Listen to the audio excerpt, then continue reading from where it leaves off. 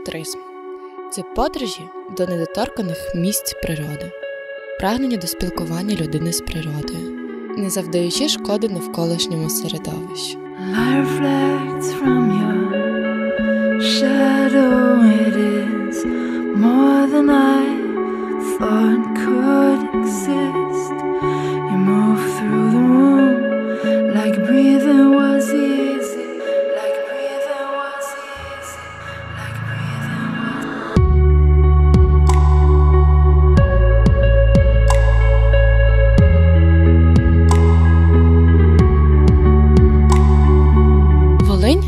Це край унікальної лісистої природи.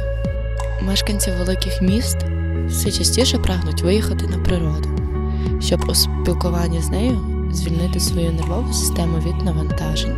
Екологічний туризм обов'язково має містити в собі елементи усвідомленого, позитивного ставлення до навколишнього природного середовища, а не тільки його використання, нехай навіть в активних формах.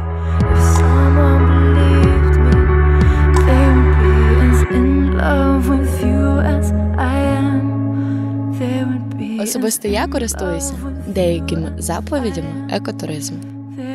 По-перше, я завжди пам'ятаю про вразливість землі.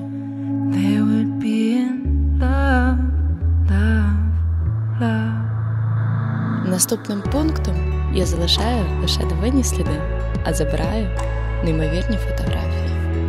По-третє, завжди ходити тільки по протоптаним стежкам.